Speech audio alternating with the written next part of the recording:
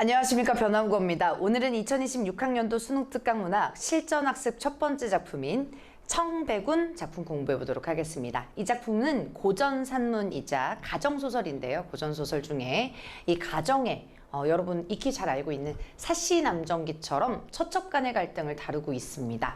제목의 의미부터 살펴보면 우선 청백운이 사실 청운과 백운입니다.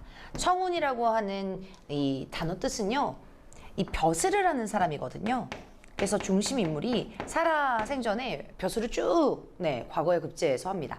그런데 마지막 결말은요, 백운이거든요. 그 백운이 뭐냐면 이제 신선사상 이랑 이어지는데요. 원래 이 사전적 의미는 자연에서 은거하는 사람을 의미합니다.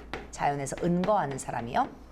근데 여기서는 마지막 결말 부분에 주인공이 부귀영화를 누리다가 마지막 부분에 신선이 되는 결말이기 때문에 이 살아생전에는 죽기 대부분의 청운의 삶을 살다가 그리고 백운의 이 삶으로 마무리가 된다 생각해 주시면 되겠습니다. 네, 그러면 중심인물 바로 살펴보도록 할게요.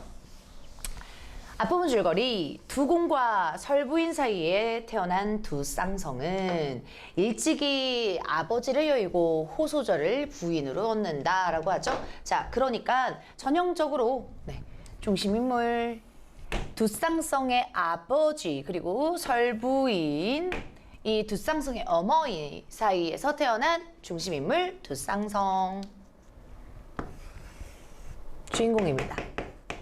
수능특강 보기 문제에서 살펴보시면 제목의 의미랑 연결하면요, 청운이라고 상징이 되겠죠. 벼슬하는. 네, 그래서 결말만 백운이랑 이어진다. 자, 일찍이 아버지를 여의고요, 두공 죽었습니다. 호소절을 부인으로 얻기 때문에 중심도 여자 주인공이 나오죠. 호소절. 호 씨는 가난한 형편 가운데에서도 시어머니를 지극정성으로 봉양하고 남편의 장원급제를 돕습니다. 그러니까 내조를 굉장히 잘하는 인물로 나와요. 그런데 가난한 형편 가운데 어려움을 겪거든요.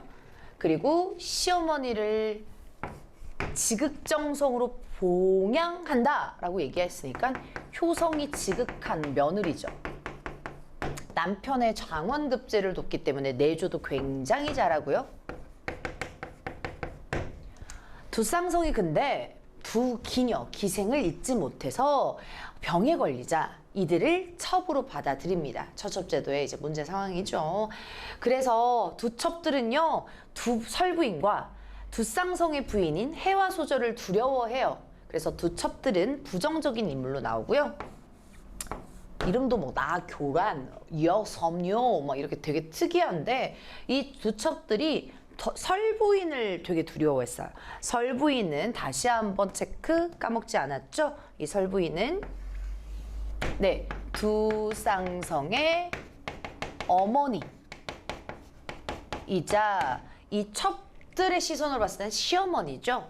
그리고 두 쌍성의 누이인 해화서주를 두려워했어요. 그런데 여동생이에요. 두 쌍성의 시누이죠. 그러니까 두 첩들의 기준점으로 한다면 설부인이 죽자 호씨를 쫓아내려 의미한다. 그래서 설부인이 죽게 됩니다. 그래서 이 두 첩들의 이제 계략을 음해를 하는데요. 호씨를 쫓아내려서 음해를 하기 때문에 두 첩들은 아시다시피 악인, 호씨는 전형적인 선인으로 나옵니다. 그래서 선악의 대립, 건선징악 교훈 전달해주는 그런 작품이에요. 음해하려는 의도는 여러분 알다시피 첩이 본처를 의미한다. 자기가 처가 되고 싶다 이거죠. 그래서 이 음해의 의도 먼저 작성하고 가겠습니다. 음해는 일단 신분의 격차 보이세요? 신분의 격차? 기녀는 천민층이죠. 그러니 자신의 신분적인 이 위치 때문에 사실 굉장히 일명 열폭이라고 하죠. 열폭이 있어서 신분적인 지위 때문에 위치 그리고 가정 내의 지위도 딸리죠. 첩이기 때문에. 요거 두 개 때문에 이제 음해하는 의도입니다. 목적. 자기가 신분적으로 낮아서 딸려서. 그리고 가정 내 지위도 첩이니까 딸려서. 그래서 모해를 시도합니다. 악랄하죠. 가볼게요. 두쌍성은 집안의 법도가 점점 어지러워지고 병괴는 날로 생기는 것을 걱정하느라 밤을 새워서 이룰 수 없었대요. 잠을 이룰 수 없었대요. 우선 중심 인물 본격적으로 시작되니까 다시 한 번만 체크하고요.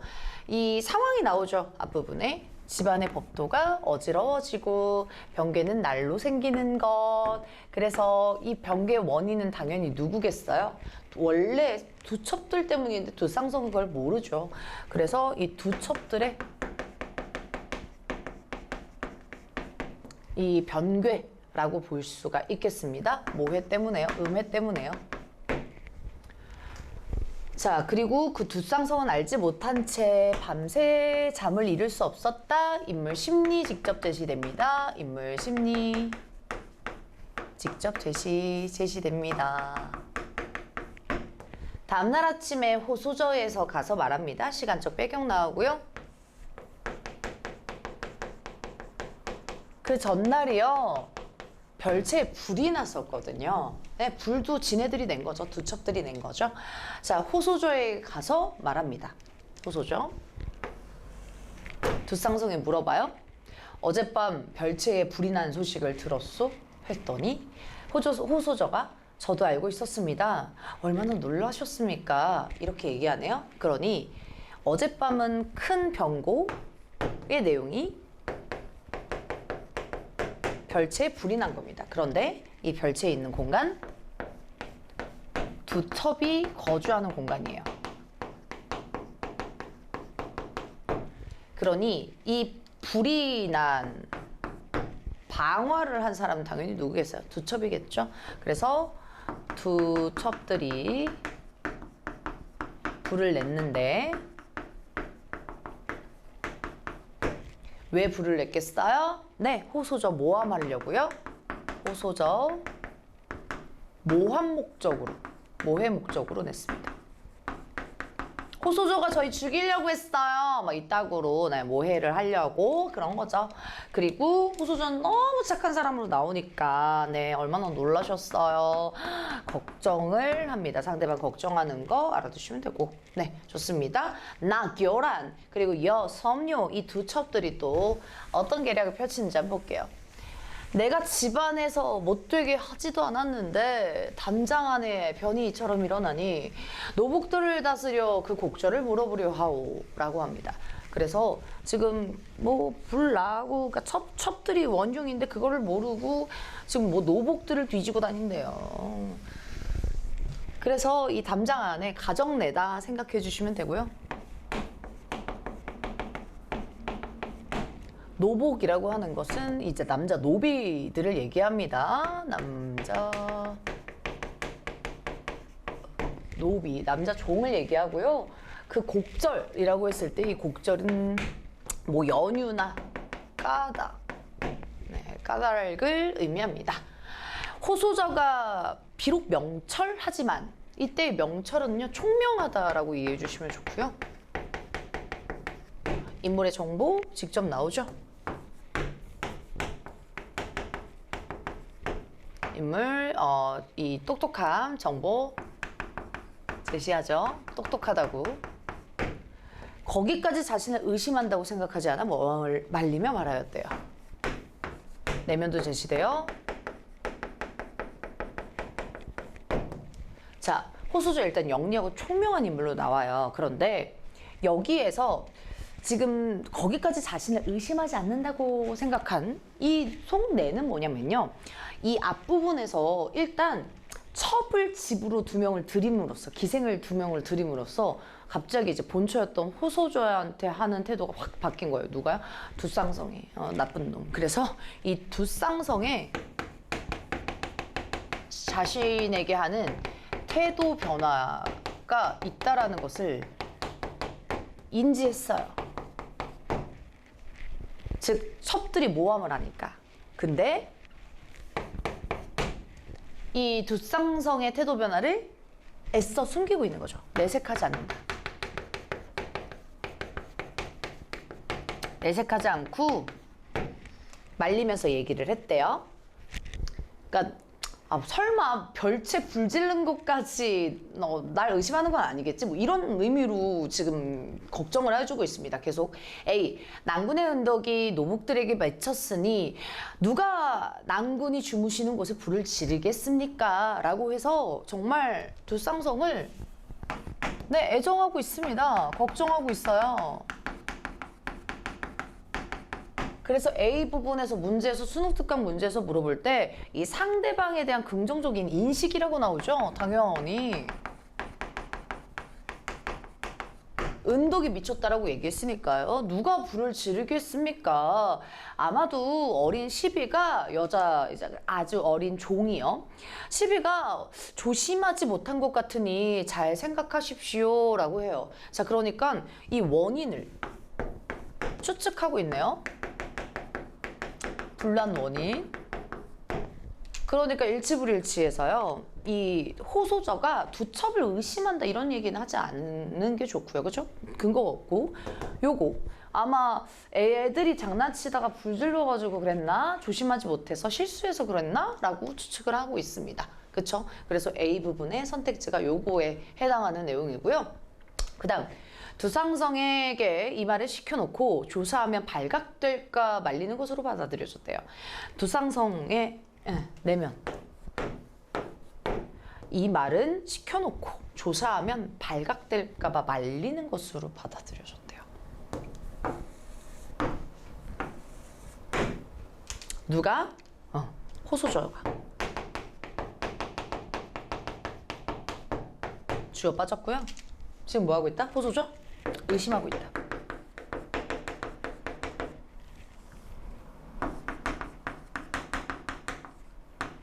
호소저 의심하고 있고 뭐 불신한다. 괜찮아요. 그리고 선입견 있다. 뭐 많이 나오고. 그러니까 이렇게 A처럼 대답을 했더니 진심으로 받아들이지 않고 호소저가 불 질러놓고 시비 탓하나? 그래서 좀 이렇게 파고 다니지 말라고 얘기하는 건가? 뭐 이렇게 상상의 나래를 펼치죠. 이것도 두첩의 모함 때문에 그렇습니다. 그래서 그 광경을 보고 고전소설에서 정말 많이 나오는 심하다. 누가 평가하겠어요? 누가 개입하겠어요? 서술자가 개입하겠죠. 서술자의 개입. 심하다. 뭐 이렇게 얘기해요. 편집자적 논평. 두상성을 저렇게 심하다라고 얘기하겠죠. 중요한 파트입니다. 부부 사이의 일이 어이 두렵지는 않겠는가. 이렇게 신의가 없지? 왜 이렇게 믿지 않지? 그러니까 어이가 없는 거죠. 서술자가 얘기했을 때. 오케이. 그래서 이 상황에 대한 평가다 생각해 주면 돼요. 안타까움 괜찮죠. 심하다 뭐 이랬으니까. 이렇게 연결해 주시면 될 것 같습니다. 앞부분에서는 호소조가 굉장히 총명한 사람이라서 되게 다꿰뚫어 보는데 자기가 별채 불낸 것까지 의심받을까 설마 이렇게 해가지고 지금 이렇게 한 멘트가 두상성이 이렇게 다가왔고요. 그러니까 시험 문제에서는 질문 있죠 이거. 요 말하기의 의도는 그냥 진심으로 그런 게 아니라 떠보는 거예요. 떠보는 거. 두쌍성 정말 별로예요. 자, 그래서 뒷부분.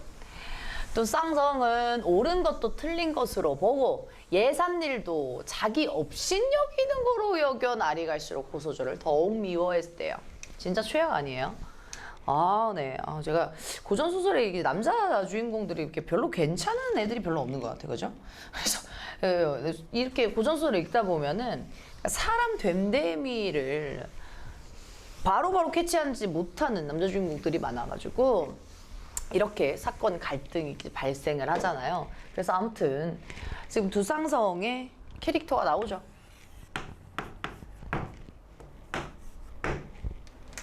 옳은 것도 틀린 것으로 본대요. 뭐야? 어리석음. 예산일. 그러니까 완전 대수롭지 않은 평범한 일도요. 자기를 업신 여긴다. 업신 여기는 게 뭐예요, 여러분? 무시하는 거죠. 그냥 아무것도 아닌데 저거 나 무시하네? 호소저 나 무시하네? 이렇게 받아들인대요. 자존감 개 낮아요. 그죠? 그래서 여기에서는 어리석은 뿐만 아니라 이 수능 특강 문제에서 그런 얘기 나옵니다. 이게 사실 좋은 집안에서 태어났고 과거도 금지했고 잘 살고 떵떵거리고 있잖아요. 근데 지위가 높은 이런 청운적인 사람도 평범한 사람이랑 별 수 없다. 이런 거죠. 그래서 수능 특강 문제에서 나왔던 거 업신여기는 것으로 여긴다. 요게 작은 따옴표에서 나왔어요. 그죠? 이 선배들도 사대부들도 비슷하다. 누구랑 비슷하다? 평범한 사람들과.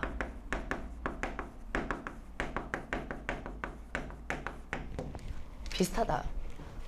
그래서 되게 평범한. 네. 그럼 막 특이한 이런 케이스가 아니라 뛰어난 영웅적 이런 얘기가 아니라요.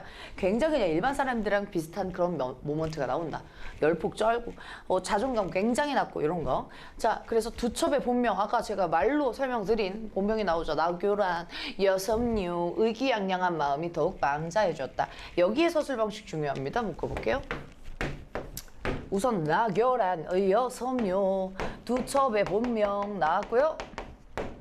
의기양양한 마음 하면 인물의 내면, 이 두첩의 내면이죠. 근데 포인트는 뭐냐면 더욱 방자해졌다예요. 방자라고 하는 건 굉장히 교만 떠는 거거든요. 그러니까 부정적인 태도겠죠. 서술자의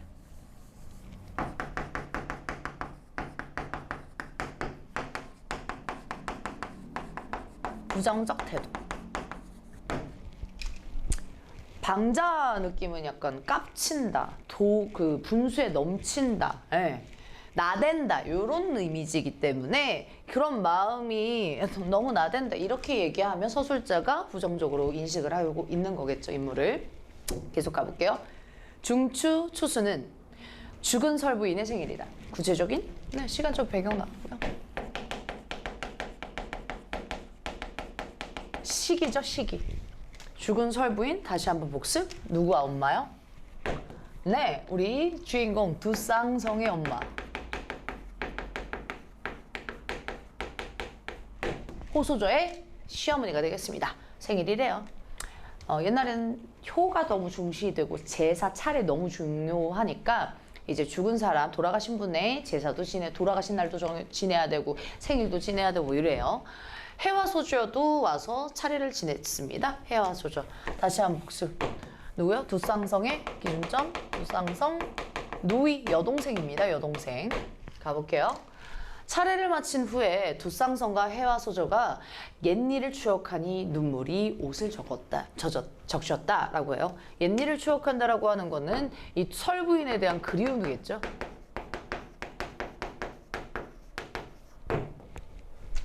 두쌍성은 다시 별채로 갔다. 누가 있어요? 아까 나왔죠, 별채. 살짝 불타고 이제 다 이렇게 전소되진 않았어요. 살짝 붙었어요. 여기에 두쌍성이 기운 없는 것을 본 나교란이 말하였습니다. 다시 한번 두첩의 공간이라는 거 알아두시면 되겠어요. 그리고 기운 없는 것을 보고 나교란이 얘기했는데 왜 기운이 없어요? 어머니가 너무 그리워서 기운이 없습니다. 어르신은 어머니를 생각하는 애통함만 아시고 제사를 제대로 올리지 않는 원통함은 모르십니까? 하면서 첩의 특징 아닐까요? 어그로 끄는 거. 첩들은 맨날 관종이라 가지고 그러니까 바로 다이렉트로 모함하지도 않아요. 교활해가지고요. 빌드업 엄청 하죠.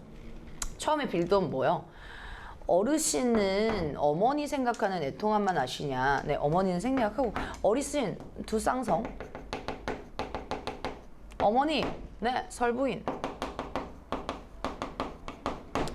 슬퍼하니까 또 이렇게 애통해. 근데 있잖아, 제사를 제대로 올리지 않은 원통함 몰라? 누가 제사를 제대로 안 올렸다? 또 누구 모함 빌드업? 당연히 호소죠. 모해야 할 빌드업이겠죠? 가봅시다. 모해 목적으로 물어보는 거죠. 그랬더니 역시나 걸려드는 두쌍성, 우리 맨날 남주들은 이렇게 첩에 빌드업에 잘 넘어가잖아요. 순진하게 가봅시다. 이 무슨 말인가 했어요. 기억. 이 말씀을 진작부터 드리려고 하다가 감히 고하지 못하고 주저하고 있었습니다. 이렇게 얘기하네요. 또 빌드업 계속 빌드업해요. 그러나 오늘 어르신께서 이렇게 슬퍼하시는 걸 보고 더 이상 참을 수가 없어 말씀드립니다. 연기까지 목 더 했겠죠. 이 말씀 다시 한번. 지겨워 죽겠어요. 소절. 모함. 주저하고 있었다고 얘기해요. 거짓말이죠, 거짓. 그러나 오늘 어르신께서 두 쌍성께서 안 쓰진 않을게요. 이렇게 슬퍼하시는 걸 보고 더 이상 참을 수 없어서 말을 합니다. 나 참지 못하겠어요. 뭐 이렇게. 어르신을 탓하는 것이냐. 생략이 됐네요. 어르신을 탓하는 것이야 어쩔 수는 없지만은 돌아가신 설부인 마님을 원망하면서 애초에 내가 인사치레로 요망한 년들을 받아들이자고 하였을 뿐인데 일단 넘어가기 전에 어르신을 탓하는 것이야 어쩔 수 없지만은 어르신 탓했다. 누가? 호소저가. 호소저가 과거에 어르신 두 쌍성을 원망했다고 모함한 사실을 짐작할 수 있는 파트겠죠. 키워드만 썼는데요. 맥락 이해만 하시면 돼요. 즉 우리가 앞부분이 댕강 잘렸기 때문에 여태까지 어떻게 모함한지 모르잖아요. 여태까지 모함한 거 뭐야? 호소저가 당신 두쌍성 별로 안 좋아한대. 두쌍성 너 뒷담 엄청 까 뭐 이러면서 이간질을 엄청 했겠죠. 그러니까 두쌍성에 대한 욕만 했다는 거죠. 여태까지. 그러면서 자기네들은 어쩔 수 없었어요. 막 이렇게 하고 교란이가 얘기해요. 계속.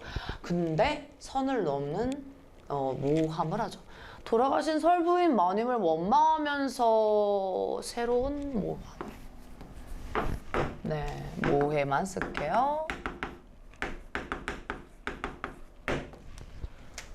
애초에 내가 인사치레로 요망한 년들을 받아들이려고 하였을 뿐인데 그것을 막지 않아 아들이 잘못되었다. 이렇게 얘기하네요.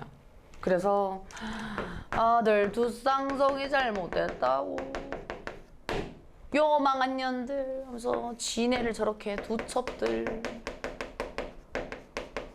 받아들이자고 했을 뿐인데 뭐 이런 거죠. 네. 그래서 인사치레라고 하는 건 진심이 아니다 이거죠. 진심이 아니다. 그걸 막지 않아가지고 아들이 잘못되었다 하시고 이 내용 먼저 의미 파악. 얼추 되실까요? 네, 이해되실까요? 그러니까 우리 모해 내용은 그겁니다. 첫 번째는 설정값이 호소저 모해 설정값이 호소저는 첩들을 싫어한다라는 게 스타트. 첩들이 이제 꾸민 호소저의 이미지요. 그래서 내가 첩들일까 뭐 이렇게 설부인이 뭐 예를 들어 만약 했다면 이제 이 호소저의 설정값은 네 받아들이세요 뭐 이렇게 인사치레로 했는데 그것을 막지 않아서 쌍성이 망했다 뭐 이런 얘기를 하는 거죠. 전혀 거짓말이고 또 하시고 또 아들을 잘못 가르쳐 공이 있는 아내를 저버리는 행세를 하게 한다. 이렇게 아들 당연히 두 쌍성이고요. 공이 있는 아내 호소저 자신을 가리키면서 아니 설부인은 아들 새끼 어떻게 가르친 거야?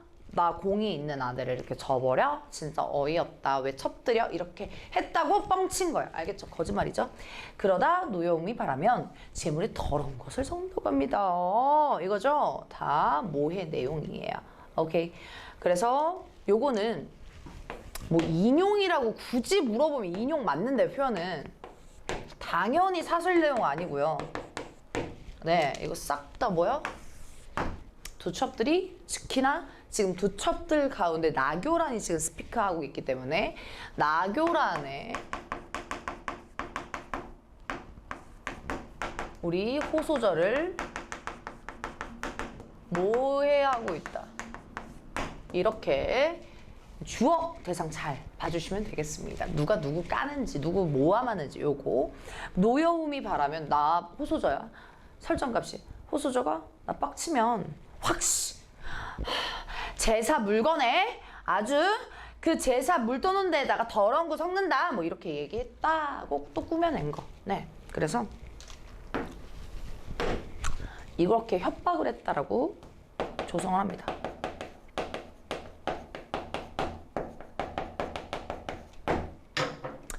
그래서 여기서 머리카락이 나오거든요. 근데 이미 물밑 작업 해놨죠. 그러니까 이런 얘기 하죠. 나교란하고 여섬유가 물밑 작업을 해놔서 이미 재물에 이 제사 이 물건에 머리카락을 이미 넣어놓은 거야. 그래서 비가 어르신께서 지극한 효심을 가지시고도 불결한 음식으로 제사를 받들게 되니 한심하지 않겠습니까? 뭐 이래요. 그래서 자기네들이 더러운 걸 타고 저렇게 모함한다라는 부분을 알아두시면 되겠습니다. 정말 고전소설은 비슷한 맥락으로 계속 처첩 간의 갈등이었죠. 조금 디테일한 부분은 다르고요. 네, 우리 나중에 후손들이 우리나라 K-드라마 봐도 이런 느낌일까? 이런 생각이 들어요. 다 비슷해 이 사람들은 막 이렇게 될까봐. 그만큼 좀 참고 견뎌야 돼요. 아무튼 어르신께서 지극한 요심 이렇게 불길한 음식으로 제사를 받들게 되니 안타깝지 않으세요? 상대방 모함하는 상대 위하는 척. 그때 상대는 네 우리 쌍성이가 되겠고요. 위하는 척, 걱정하는 척, 모해하고 있다. 참소하는 말은 무술이 들었으나 자 참소, 참원 꼭 기억하죠. 네, 이 모함하는 거 참원 똑같습니다. 근데 여기 보세요. 서술 방식 내용. 참소하는 말은 무수히 들었대. 이미 모해를 겁나 때렸다 이거예요. 그러니까 호소절을 바라보는 선입견이 생긴 거죠. 그래서 과거 모해를 많이 했다라는 사실 간단하게 필기. 죽은 설부인에게 불경한 짓을 한다는 말은 처음이래요. 불경한 짓 뭐? 재물에 더러운 거 타겠다 이거요.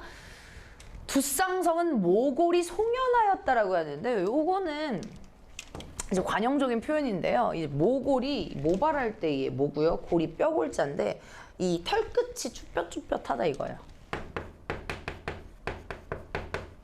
우리 막 소름 돋는다 이런 것처럼 털끝이 쭈뼛한다 막 온몸에 소름 돋는다 이런 느낌처럼요. 굉장히 아찔하고 놀라고 끔찍한 일이다. 이걸 강조해주는 편이에요.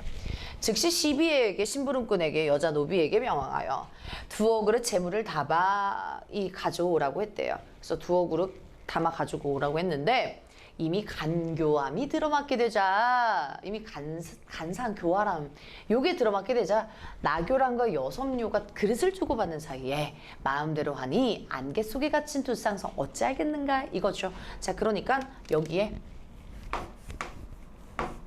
어섬유가 그릇을 주고받는 사이 마음대로 한다 이거죠. 그러니까 이때 뭐요? 굉장히 불길한 것을 앞부분에 탄다고 더러운 것을 섞는다고 했잖아요. 거기에서 이제 재물에 머리카락을 이렇게 담겠죠. 안개 속에 갇힌 두쌍성 진짜 안개 속에 있어요. 비유적인 표현이죠. 어찌 알겠는가? 뭐 서리적인 의문 앞에서부터 계속 나왔어요. 한 번만 쓸게요. 네, 그러니까 눈앞이 깜깜하다는 거죠. 두첩의 이런 영향 때문에 앞이 깜깜하다. 두쌍성이 친히 젓가락을 들고 헤쳐보니 이 제사 음식에 그릇마다 한 움큼 머리카락이 들어있었다. 이렇게 두쌍성이 화가 나고 들고 있었던 젓가락을 확 집어던지고 호소저에게로 가니 나교란과 여섬유는 서로 눈길을 주고받으며 웃었다. 아주 교활하고 굉장히 악랄하죠. 눈치 주고받으면서 막 이러면서 완전 박스들이잖아요. 그래서 두쌍성이 사당밖에 거적을 깔고 석고대제하니 집안 사람 모두가 놀라고 당황했다.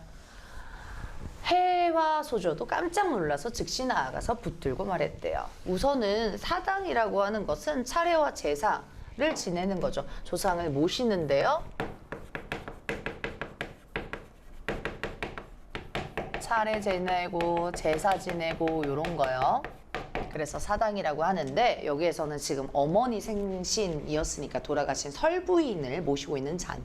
거기에서 거적대기를 달고 머리를 풀어 헤치면서 석고대지 죄송합니다 어머니 이렇게 하고 있는 거예요. 그랬더니 온 주변 이 가정에 있는 사람들이 깜놀하겠죠. 특히나 여동생 아까 막 둘이 부여잡고 눈물 막 옷 젖을 정도로 막 엄마 보고 싶어 막 이러는데 갑자기 석고대자 하니까 오빠가 미친 줄 알겠죠. 그래서 깜놀해가지고 붙들고 말했습니다. 이게 무슨 일이십니까 오빠? 이랬더니 두쌍성이 해와 소조의 손을 잡으면서 눈물을 흘렸습니다. 내가 자식이 되어 집안을 잘 다스리지 못한 그 여기 돌아가신 어머니께 미치니 스스로 죄화보를 받는다고 한들 이 큰 불효의 죄를 어이 씻을 수 있겠는가 막 이래요. 자, 일단 말하기 방식 일지부리지 조심해야 하는 건 다스리지 못해서 여기 돌아가신 엄마 설부인한테 미쳤대요. 그러면 자책하고 있나요? 한탄하고 있나요? 네, 자책 한탄 괜찮죠.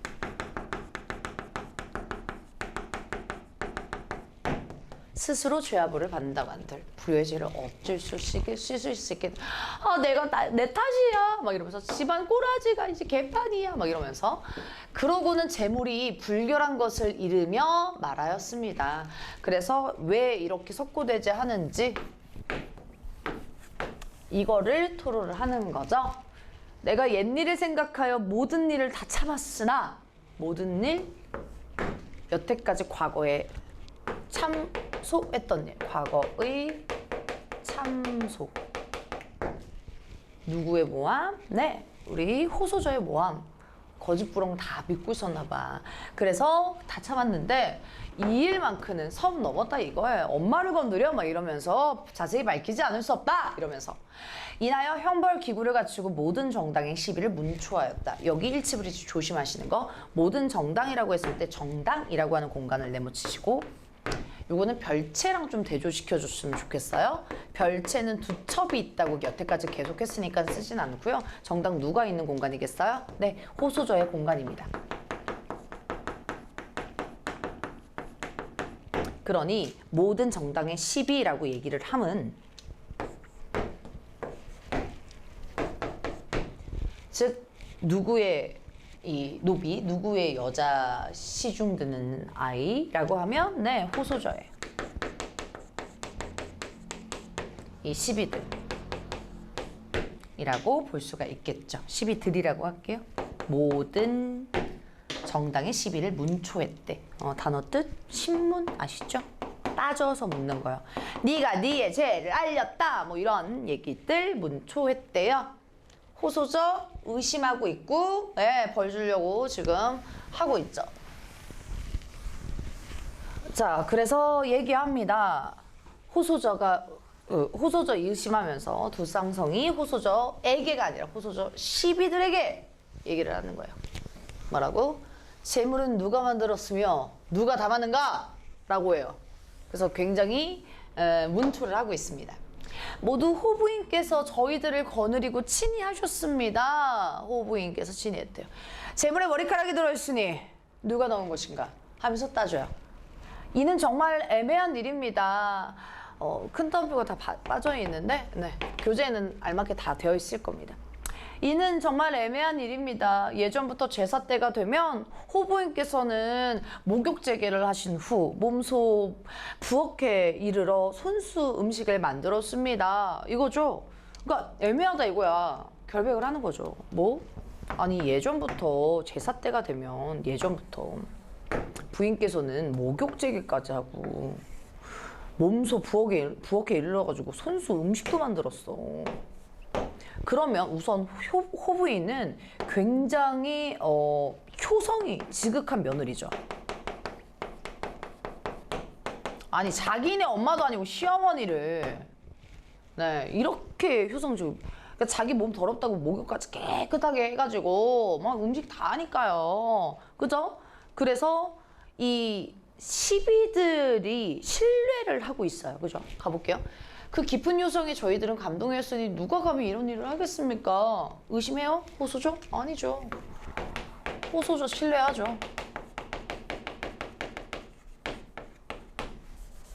이 신뢰하는 근거 따로 쓸게요. 왜 호소적 믿어요? 이 시비들은 우선 예전부터 과거부터 현재까지의 그런 행동거지 태도, 호부인의 태도 때문에 그렇죠. 과거부터 변함없는 호부인의 태도 때문에 그렇죠. 호소저라고 쓸게요. 통일할게요. 행동. 효성이 지극한 행동 때문에 당연히 신뢰하겠죠. 그랬더니 우연히 들어있어도 제대로 살피지 못한 죄가 가볍지 않다. 너네도 제대로 살펴봐야지. 우리 엄마 제사 음식. 하물며 그릇마다 들어있음에 이는 분명 고의로 그러신 것이니 호부인 넣지 않았다면 바로 너희들 짓이다. 사실대로 알아여라 라고 해서 재촉하고 계속 분초하고 있죠.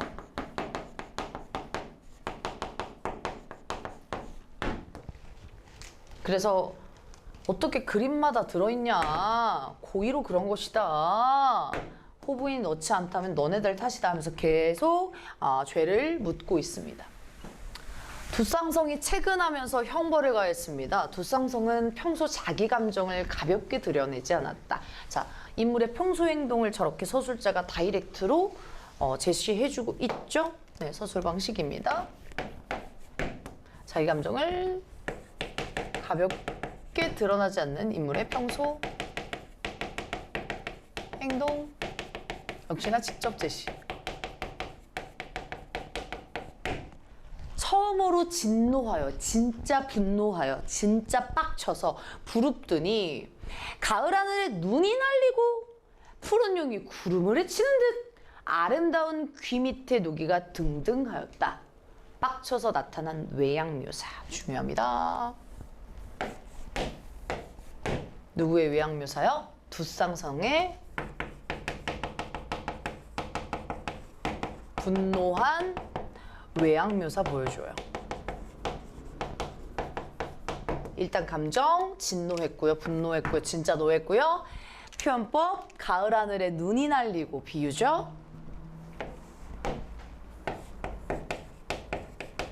푸른 용 색채죠. 구름을 헤치는 듯 지규죠. 아름다운 귀 밑에 노 빡친 기운이 등등했다. 외양묘사입니다.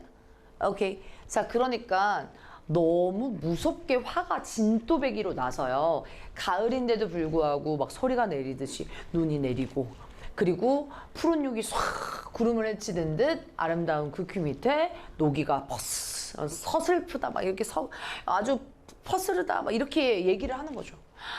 얘는 태산의 큰 범이 바람을 가름해 온갖 짐승들이 두려워하고 북녘에 큰 고리가 화를 내자 온 바다에 출렁이듯이 그곳에 있던 사람들이 감히 바라보지 못하고 식은땀만 날렸다. 얘도 서실 방식 끊고 갈게요. 먼저 태산의 큰 범이 큰 산의 큰 호랑이인데 누굴 의미하겠어요? 네, 여기에서 당연히 두 쌍성이겠죠. 쌍성만 쓸게요. 바람을 가름해 온갖 짐승들이 두려워하고 온갖 짐승들 동그라미 누가 두려워할까요? 거기에 있던 사람들. 주변에 있던 노복이라든지 시비라든지 구경꾼이라든지 그런 사람들이 굉장히 두려워했다 이거예요. 그리고 북녘에 큰 고기가 또 쌍성이겠고요. 화를 내자 온 바다가 출렁이듯이 비유적인 표현. 그래서 여기 비유는 바로 한 번만 쓸게요. 지규다. 이거죠. 그죠? 그래서 여기에서 뭐 옳고 그름을 굳이 따지자면 과장도 맞습니다. 어떻게 사람이 이렇게 빡치겠어요. 과장. 신이 노한 것처럼 묘사하잖아요. 그곳에 있는 사람들 원관용 계속 나옵니다. 감히 바라지 보지 못하고 식은땀만 줄줄 흘렸다. 굉장히 무서웠다. 빡친 게 너무 진또배기 빡쳤다. 뭐 이런 얘기가 나왔습니다. 뒷부분 형벌을 집행하는 사람들이 인정 없이 내리치니 쳐라. 모든 시녀들이 하늘을 우러러보며 말했습니다. 그래서 인정 없이 막 고난을 받죠. 인정 없이 내리친다. 시련 고난. 근데 하늘을 불어러 얘기합니다. 우리 호부인이 지극한 효성으로 이런 의심을 받으시니 천지신명은 살피십시오. 이거예요. 그래서 호부인 계속 지극한 효성이라고 얘기하고요. 신뢰하고 있습니다. 이런 의심을 받으니까 천지신명 절대자 존재한테 얘기하죠.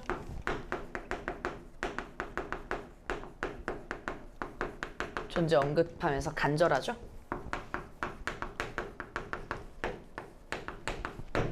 천비들이 불충하여 천한 노비들, 천한 시비들이겠습니다.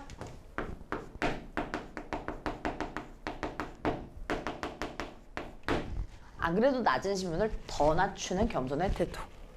천한 시빈들이 불충하여 충성하지 못하여 호부인께서 이런 누명을 쓰셨으니 천비 등의 죄는 죽어 마땅합니다. 상대방을 신뢰를 하면서요 믿고 있고요. 그리고 자신의 잘못 탓으로 돌리고 있죠. 그래서 여기에 태도 불충하다. 자신네들이 불충했다. 그리고 천비는 죄가 죽어 마땅하다라고 하니 자신의 탓으로 돌리고 있다라고 문제에서 나왔죠. 어서 죽여달라 이거예요. 굉장히 충성심 있죠. 그만큼 호부인이 너무 평소에 잘해줬고 호부인에 대한 신뢰와 충성도가 굉장히 출중한 거예요. 그만큼 이 호부인의 굉장한 긍정적인 가치를 부각해주는 장면입니다.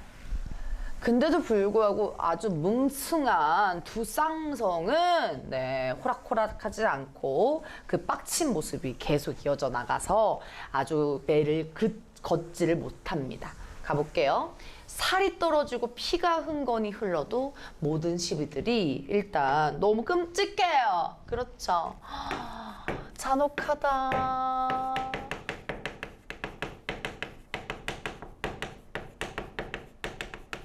고통을 강조합니다. 그러니까 시비들이 굉장히 고통을 많이 받았겠구나라는 것을 강조하고요. 조심해야 될 거는 지금 형벌을 받는 대상, 받는 사람이 호부인, 호소저가 아니라는 점. 시비들이 대신 받고 있다라는 점. 그래서 저게 밑줄 쳐져서 뭐 호소저의 고통 뭐 이렇게 가면 안 돼요. 시비들이 지금 고통받고 있고요. 모든 시비들은 기운은 높고 안색이 더욱 씩씩해서 다만 하늘을 원망했대요. 얘는 너무 멋있잖아요. 의리 쩔죠. 뭐요? 기운이 되게 높고 처지지 않아요. 더 때려줘! 죽여! 막 이러면서 무서워. 그래서 되게 의리가 너무너무 쩐다. 그죠? 충성심, 신뢰도, 의지. 다만 하늘을 원망할 뿐이래요. 우리에게 왜 이런 시련을? 그래서 일치불일치 조심해야 되는 거 하늘 원망합니다. 그래서 이 천상적 존재, 천상의 대하상 이 원망한다라는 거 꼭 알아두세요. 네. 해와 소전은 끝까지 말 한마디를 하지 않다가 옆에서 지켜보고 있던 관전자는 누구요? 네, 쌍승이 여동생이 얘기해요. 두 쌍성이 호소저를 이토록 의심하는 걸 보고 마음이 좋지 않아 말하였다. 의도 나오죠? 언급합니다. 오라버니의 총명함이 이렇게 변하리라고는 생각하지도 못했습니다. 다짜고짜 이제 오빠 까죠. 예, 오빠 까야죠 이제. 비판해야지. 총명함이 이렇게 변하리라고 생각하지 못했다 했더니 나 총명함이 좀 떨어졌다. 너 좀 이렇게 멍청해졌냐? 이렇게 얘기를 합니다. 그래서 이 상대방을 부정적인 임신 보여요. 옛날에 머리카락을 잘라 어머니의 음식을 장만하려던 사람이 도리어 머리카락을 가져다가 재물에 섞을 리가 있겠습니까? 너 어떻게 된 거 아니야? 이렇게. 옛날 일 까먹었니? 뭐 이래요. 옛날에 그러니까 머리카락을 길러 음식을 장만하던 사람. 누구? 호부인, 호소저겠죠. 시어머니를 위해서 머리카락을 잘라가지고 우리 시어머니 음식 장만해야 돼요. 막 이래가지고 음식 장만 얼마나 효심이 뛰어나요. 호소저의 효심도 알 수 있습니다. 그죠? 효심이 뛰어난 며느리예요. 도리어 머리카락을 잘못 섞을 리가 있겠어. 너 정신 좀만 생각해봐. 서리통에서 강조하고 있어요. 아니다, 그 사람 아니야 이거죠. 또 언니의 지극한 효성은 차치하고서라도 사나운 사람을 시켜서 이런 일을 만약에 했다고 해도 오라버니가 찾을 때 생각 없는 사람처럼 그저 일이 순순하게 발각되게 했겠어요? 진짜 이 호소저가 마음 먹고 마음이 돌아서서 그랬다면 이렇게 쉽게 와 호소저가 있대요 뭐 이렇게 하겠어요? 뭐 이런 얘기를 하네요. 이 누이는 고지 듣지 못하게 했습니다. 이거죠. 자, 그래서 만약에 가정 나와요. 말하기 방식 조심하시고 생각 없는 처럼 순순히 발각되게 안 해야 한다. 이치에 뭔가 맞지 않다. 상황에 어긋난다.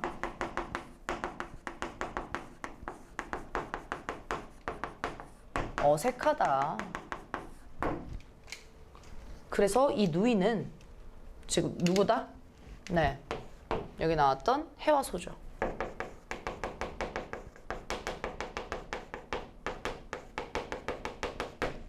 이 누이 고지 듣지 못하겠습니다. 이 누가 주장하는 거? 쌍성이 주장하는 거. 고지 듣지 못하겠어요. 다시 한번 호소저를 신뢰한다 라는 게 여기서의 포인트겠죠. 두쌍성의 의견 반대하고요. 두쌍성은 원래부터 해와 소저의 총명한을 믿고 있었대요. 원래부터 해와 소저는 똑똑했다라고 하는 이 두쌍성은 누구를 신뢰하고 있다? 두쌍성은 해와 소저에 대한 신뢰도를 보여줍니다. 그렇죠. 지금 신뢰하지 않는 사람은 호소저예요. 너무 모함을 많이 들었기 때문에. 그래서 호소저를 지금 신뢰하고 두쌍성은 해와 소저를 신뢰하는 태도를 보여준다. 뒷부분 가보겠습니다. 게다가 시비들이 죽음을 무릅쓰고 자백하지 않는 것을 보고는 일단 옥에 가두었다가 처치를 기다리라고 명한 후 소매를 떨치며 외당으로 나갔습니다. 자, 우선 일단 한 걸음 물러섰어요. 그렇죠? 한 걸음 물러선 이유가 나오는데 그 이유는 두 가지로 여러분이 나눌 수 있어 줘야 됩니다. 마지막 파트 좀만 힘내시고 봅시다. 좀만 지우고 설명드릴게요. 네, 시비들이 죽음을 무릅쓰고 자백하지 않는 것. 여기 앞에 게다가 빠졌죠. 그래서 얘가 두 번째 이유고 첫 번째는 뭐요? 해와 소저의 설득이죠. 그래서 이 두 가지 때문에 보류를 합니다. 요거를 이제 문학에서 많이 나오는 게 유보 많이 나오죠. 유보. 옥에 가두었다가 처치를 기다리라고 명한다. 이게 유보. 유보한 이유. 이 두 가지. 아시겠죠, 여러분? 유보한 이유. 외당으로 나아갔는데 공간 이동. 이때 두쌍성이 시비를 문초한다는 소식을 들은 호소저.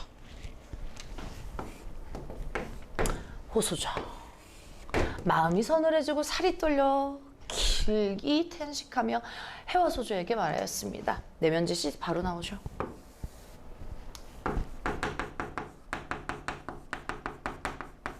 나 같으면 속으로 드디어 쌍성이 미쳤구나 이런 생각을 했을 텐데 길이 한탄하면서 아직 좋아하니까 해와 소저한테 이러한 죄에 연루되었으니 이 세상에 용납될 수가 없습니다.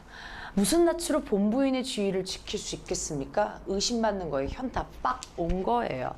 그래서 나 본부인의 지위 못 지킬 것 같아요 라는 의심받는 상황을 통해서 굉장히 개탄하고 있고요. 한탄하고 있습니다.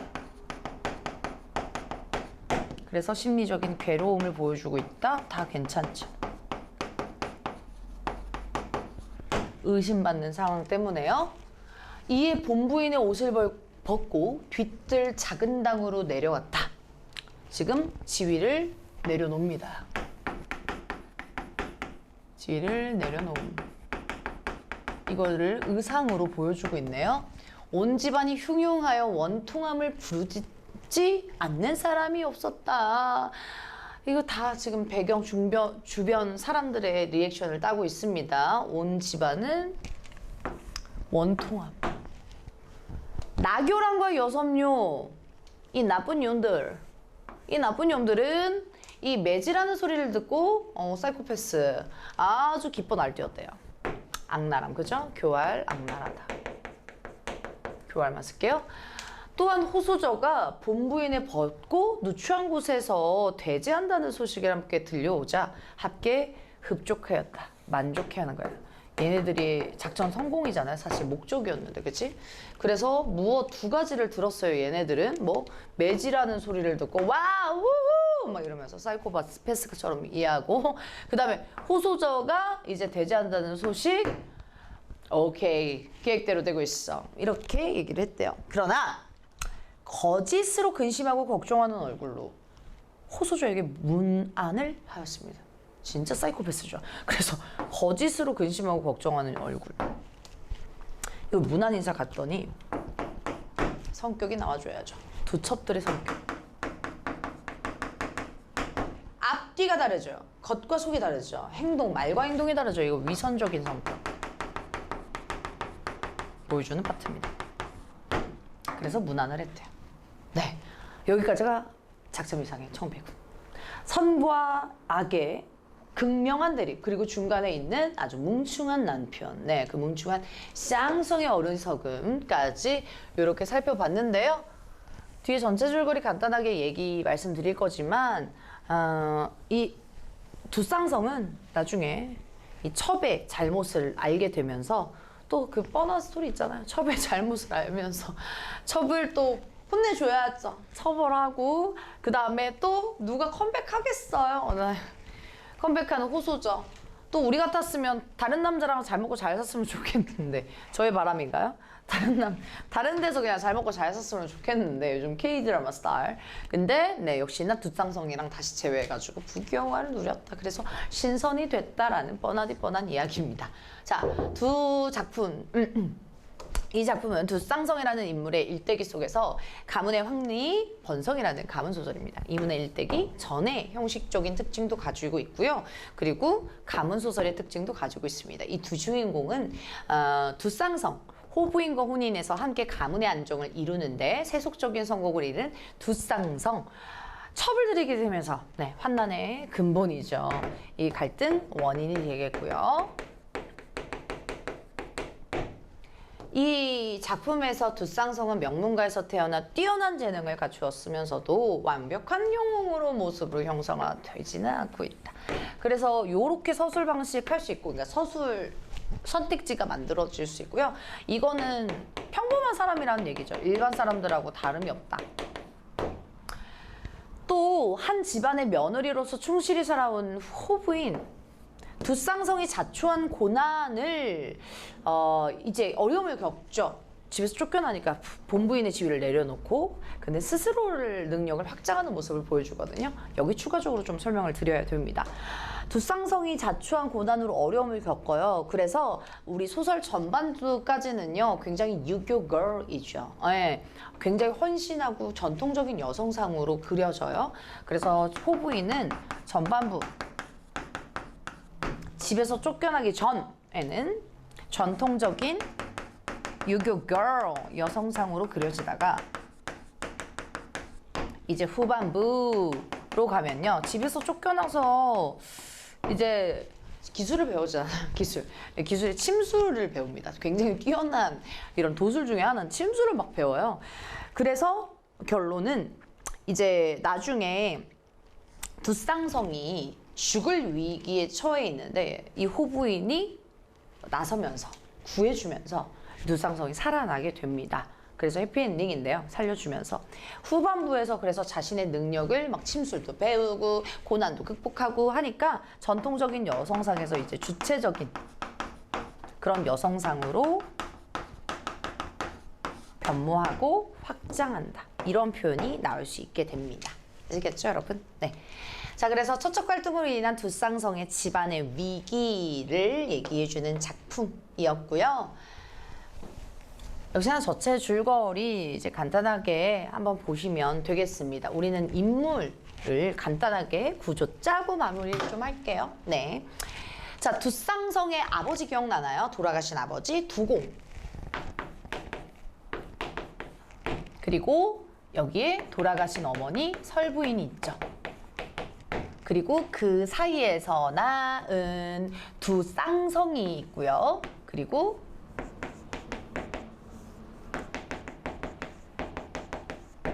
우리 해화소저가 있겠습니다. 두 쌍성의 누이고요. 두 쌍성은 love line, 원래 정부인 호소저. 하트가 왜 이러죠? 호소저랑 love line이 됐는데 여기서는 호부인이라고 더 많이 나옵니다. 정부인이기 때문에 그렇죠? 그런데 여기에 갈등 원인이 있습니다. 회방꾼. 오늘 좀 라인이 좀 어색한데요. Yes, 갈등 원인. 갈등 유발. 원인. 그게 바로 두 쌍성을, 두 첩을 그려지죠. 우리 이 두 첩이라고 할게요. 낙요량, 여섬유, yes. 그 두 첩이 이제 이 환난의 근본이다. 그래서 얘가 전형적인 악인으로 그려지고, 그리고 호소저 전형적인 선인으로 그려진다. 그래서 선인과 악인의 갈등으로 지금 그려지고 있고요. 이 권선징악의 그런 주제를 일컫기 위해서 이 악인이 처벌받고 그 다음에 선인이 다시 복귀하면서 권선징악 사필귀정의 주제를 보여주고 있다. 근데 여기서는 중심 일치불일치가 나와줘야 되기 때문에 여러분은 디테일하게 또까지 공부를 해주셔야 되는데 우선 설부인은 호소저를 생전에 굉장히 좋아하셨어요. 그 부분이 앞부분 줄거리에서 확인되고요. 그리고 해화소저도요. 호소저를 굉장히 믿고 신뢰합니다. 두 쌍성 빼고 아주 다 좋아요. 그죠? 그래서 두 쌍성 빼고는 호소저를 다 신뢰하고요. 거기에 또 호소저 팬클럽들이 있죠. 누구요? 호소저 살고 있는 그 전공에다가 시녀 시비들이 있습니다. 이 시비들도 호소저를 굉장히 신뢰하고 따르고 있죠. 그래서 이 시비들의 태도를 물어본다면 이 호소저를 신뢰를 하고 굉장히 충성심이 깊다. 그리고 해화소저도 호소저를 신뢰하고 있다. 이 두 가지 포인트가 수능 특강 보기에 나옵니다. 이 여자들끼리, 즉 여인들끼리 정서적인 유대감이 있다. 이런 얘기해요. 왜냐면 이 해화소저도 자기 엄마인데 이 제사 음식에 머리카락 들어간 것도 당연히 빡치겠고 속상하잖아요. 근데 살아생전에 호소저가 얼마나 잘했는지를 아니까 정서적인 유대감이 형성돼서 신뢰가 바탕이 되는 거죠.